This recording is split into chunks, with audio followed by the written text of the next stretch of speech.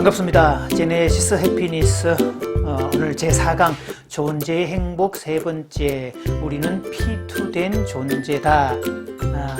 이 내용을 말씀드리겠습니다. 자, 저는 어릴 때부터 인간의 기원이나 이 존재에 대한 철학적 물음이 꽤 많았습니다.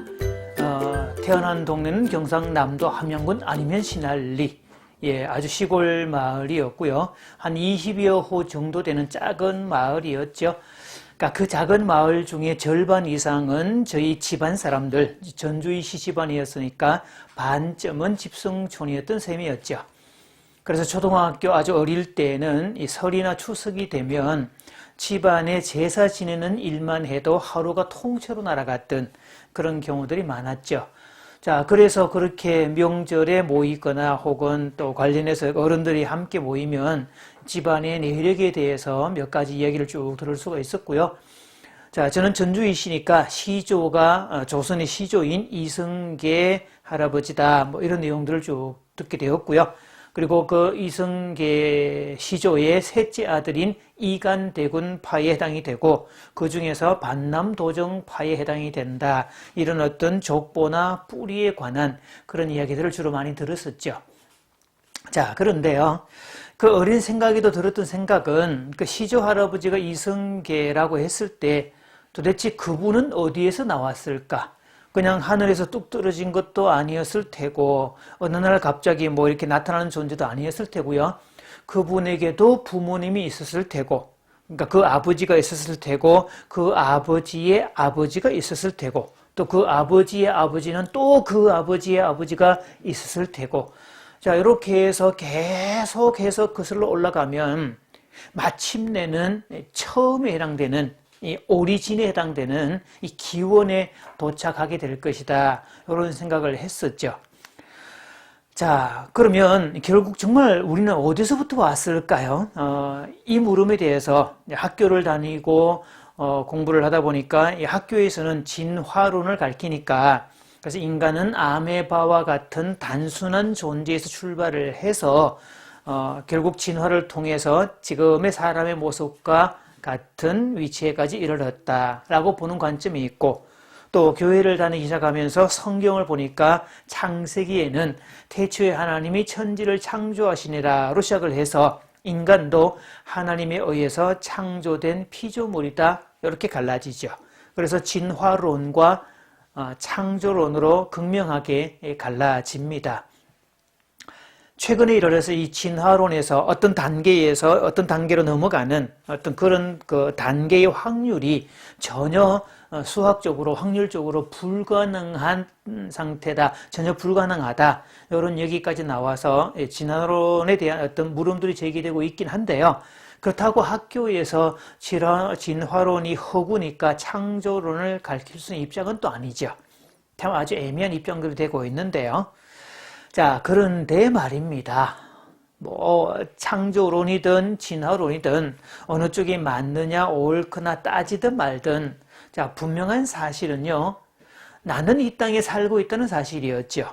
그래서 온 우주의 은하계에 속한, 그리고 은하계 속에서도 태양계에 속한 네 번째 별인 지구에 살고 있고, 그 지구에도 아시아 대륙에 극동아시아 지역에 있고, 그것도 경상남도 지역의 시골 마을의 농촌에서 아들만 셋 있던 집에 넷째 아들로 태어났다는 사실, 시골에서 태어나고 자랄 수밖에 없었다는 것들, 그리고 그런 어떤 서열도 이미 결정이 되어 있었고, 또 분단국가의 남자니까 어쩔 수 없이 나중에 군대를 가야 된다는 그런 어떤 운명론과 같은 이야기들, 뭐 그런 것들은 부정할 수가 없었죠.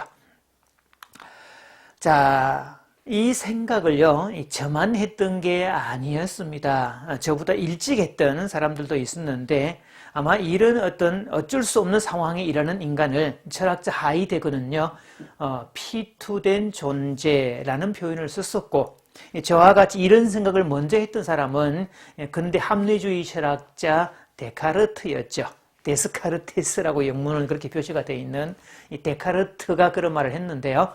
자, 이 친구도 뭔가 생각을 자꾸 해보고 또 끊임없이 생각하고 계속 그렇게 생각을 해보았는데, 자, 모든 것을 의심할 수밖에 없지만 분명한 사실은 내가 지금 생각하고 있다는 사실만큼은 부정할 수가 없다. 그리고 내가 생각하고 있는 이 상황 자체는 부정할 수가 없고 생각하고 있는 주체는 곧 나다 라고 해서 그 유명한 말을 남겼죠. 나는 생각한다 고로 존재한다. 자, 이렇게 피투된 존재라는 의미가 이 시지퍼스 신화에서 끊임없이 이 돌을 굴려야 되는 이 운명론적인 존재라는 의미로 들릴 수도 있겠죠. 자, 그런데 인간이 그렇게 끊임없이 돌을 굴려야 하는 존재라면 그렇게 피투된 존재라는 것도 사실이고 어느 날 존재하고 있다는 사실만은 부정할 수 없다는 것이 사실이라면 생각을 조금 다르게 하실 필요가 있습니다. 왜냐하면 이 코너에서 살펴보듯이 우리는 원래 행복하게 창조되었기 때문에 하나님께서 그렇게 만드셨을 리가 없다는 사실이죠. 그래서 비운명이나 비운의 주인공이거나 시지퍼스의 신화의 주인공처럼 어쩔 수 없이 그렇게 할 수밖에 없는 그런 존재는 아니더라. 그래서 우리가 짐을 지고 가더라도 그 짐은 너무 많은 짐은 아니더라. 또 대개 사람들이 지고 있는 그 짐은 인간 스스로가 만들어낸 그런 짐이지 하나님께서 우리에게 맡겨놓은 짐은 아니다라고 보셔야 되죠. 자, 그래서 예수님께서는 인간들을 바라보시면서 너무 많은 짐을 지고 가는 인간들을 향해서 너희의 짐 말고 나의 짐을 지어라 라고 말씀하시는데요. 이때 예수님께서 말씀하신 나의 짐은 쉽고 가볍다입니다. 그래서 마태복음 11장 28절에서 30절 그 유명한 말씀이 있죠. 수고하고 무거운 짐진 자들아 다 내게로 오라 내가 너희를 쉬게 하리라. 나는 마음에 온유하고 겸손하니 나의 멍에를 메고 내게 배우라. 그리하면 너희 마음이 쉼을 얻으리니 이는 내 멍에는 쉽고 내 짐은 가벼움이니라 하시니라. 이렇게 되어 있죠. 자, 여기서 주목할 것은요. 쉽고 가볍다는 뜻이죠. 자, 그래서 저는 쉽고 가볍다는 그 뜻에서 우리가 흔히 사명이라고 말하는 것도 한번 짚어보아야 됩니다. 사명이란 말을 쭉 듣고 나면, 만지 선교사, 썬다싱처럼 눈보라를 뚫고 지나가는 그런 것들, 엄청나게 많은 짐을 지고 가는 그런 어떤 것을 사명이라고, 힘들고 어렵다고 인상을 잔뜩 쓰고, 그럼에도 불구하고 그것을 끝내 이겨내는 그런 모습에, 자, 그런 것도 사명이겠지만, 정말 입장을 뒤바꿔놓고 생각해 보면요. 자, 내 자식이 뭔가 자기가 좋아하는 일을 하겠다, 내가 뭔가를 맡기고 싶다 할 때는 그 자식에게 맞고 적합하고 그 자식에게는 쉽고 재미있고 열매 있는 그런 것들을 맡기지 어렵기 짝이 없는, 불편하기 짝이 없는, 열매도 안 나타나는, 성과도 없는 그런 일을 맡길 리는 없다는 뜻이었죠. 그래서 이 예수님께서 쉽고 가볍다는 이 느낌의 개념은요, 사람이 스스로 만든 것은 무겁고 어려운 거지만 그분의 방침을 따라가는 그 삶은 가볍고 쉽다는 내용들을 전제하고 있죠. 그래서 우리가 원래 행복하게 창조되었다는 사실을 받아들이고 인정하면 우리의 행복은 자동으로 따라오는 부산물이 되는 거지, 사람들이 말하는 가치관이나 세상이 정해놓은 기준을 따라가면 도리어 불행해지고 힘들다는 사실도 기억을 하셔야 됩니다. 즉 하나님의 의도를 안다면 피투된 세상에 우리의 의지와 상관없이 태어났을지라도 또 우리에게 어떤 수많은 짐이 주어졌다 할지라도 그 짐은 쉽고 가볍다는 데 초점이 있지 무겁고 어려운 느낌은 아닐 겁니다. 이 짐을 짊어지었다고 얘기할 때 막 지게에다가 짐을 가득 지고 정말 낑낑대면서 그렇게 지고 가는 그런 모습도 생각해 볼 수가 있고, 둘러매긴 했는데 소풍 가는 날의 그 가방이라면 어떻겠습니까? 소풍 가는 날의 짐을 무겁다고 느끼지는 않을 겁니다. 그 느낌은 아주 쉽고 가벼운 느낌이 되겠죠? 자, 그래서 세상은 피투된 존재이지만 하나님께서는 우리에게 이 세상을 우리에게 아주 널찍한 마당으로 주셨다라고 보셔야 됩니다. 이 한국인에 있어서 이 마당은요, 참 많은 의미가 있죠. 어릴 때도 이 마당에서 많이 놀았던 그런 기억도 있고요. 마당놀이라는 것도 있고, 유명한 TV 프로그램, 저도 나왔던 아침마당이라는 TV 프로그램도 있죠. 자, 집안에서 어떤 잔치나 큰 일이 있을 때 마당을 사용하고요. 또 추수가 되었거나 또 그럴 때도 마당을 사용을 하지요. 또 시골에서는 어떤 농악대가 들어와서 한 바퀴를 삥 돌고 가는 것도 마당이었고, 여름날에 모깃불 피워놓고 도란도란 이야기를 나누는 곳도 마당이었죠. 그래서 집안에는 마당이 있어야 되는 거다. 요즘에 그래서 전원생활 하는 분들이 이 마당이 있는 집을 향한 로망을 가진 분들이 그렇게 많죠. 그 마당이라는 공간이 있어야 여유롭다는 거죠. 그래서 그 마당이 있어야 삶이 행복하고 여유도 있고 놀 수도 있고 일도 할 수 있고 모든 걸 할 수가 있는데 삶에도 마당이 필요하다는 사실이죠. 그래서 마당은 풍요와 놀이와 즐거움을 이게 만들어주는 이 가족 간의 화합과 가족 간의 어떤 그 친밀감을 형성하는 그런 공간이었다는 느낌이죠. 자, 마당이라는 개념을 넘어서 무대라는 생각을 해보십시오. 자, 피투된 존재니까 남들에 의해서 등 떠밀려서 어쩔 수 없이 나가게 된 무대라고 생각을 해보죠. 자, 그런데요. 자, 등 떠밀려 나간 무대를 할지라도 내가 탁월한 능력을 가지고 있을 때의 무대는 좀 상황이 달라집니다. 이 무대는 아무나 올라갈 수 있는 곳이 아니죠. 노래를 잘하든 뭐 춤을 잘 추든 말을 잘하든 웃기기를 잘하든 뭔가 보여줄 수 있는 어떤 퍼포먼스가 있어야 되는 곳이 무대인데요. 평소에 내가 갈고 닦아 넣어놨던 탁월한 실력이 있다면 나를 등 떠밀어 준 그 사람이 되게 고마울 겁니다. 그래서 그 무대 위에서 탁월한 능력을 발휘했더니 노래를 정말 쫙 멋들어지게 불렀더니 그 사람들이 막 그렇게 열광하고 환호성을 보여주고 막 감동의 눈물을 흘리고 그런 모습을 보여줄 수 있죠. 그 예전에 여러분 영국의 그 폴 포츠 아주 유명하지요.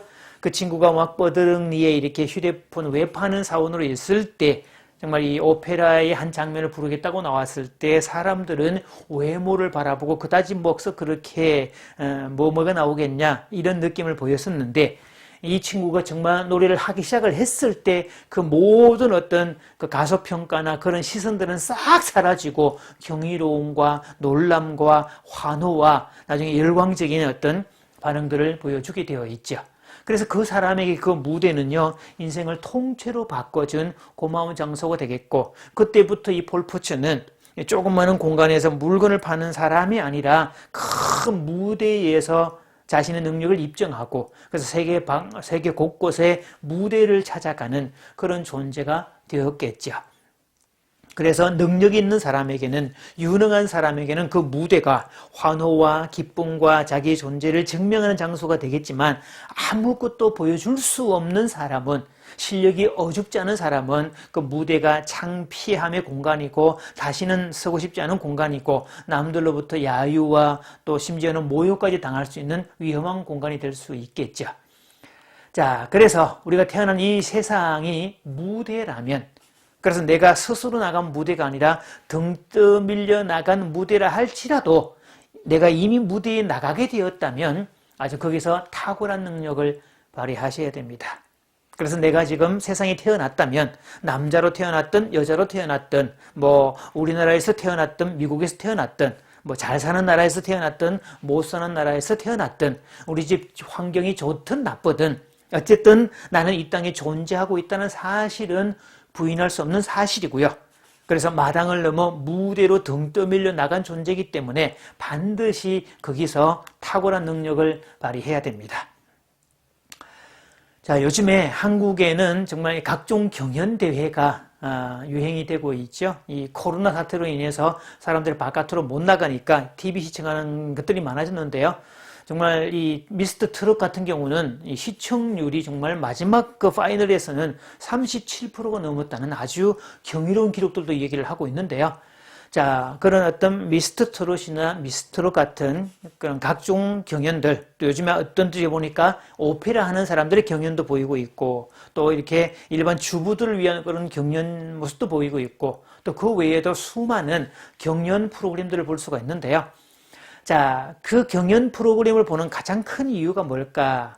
아마 그 속에 담긴 스토리도 있겠지만 무대 아래에 있었던 사람들이 그 기회를 통해서 그때부터 자신은 무대 위의 사람으로 바뀌는 과정, 아마 이것을 보는 느낌이 그 무의식적 욕구를 가장 충족시켜 주기 때문이 아닐까 싶습니다.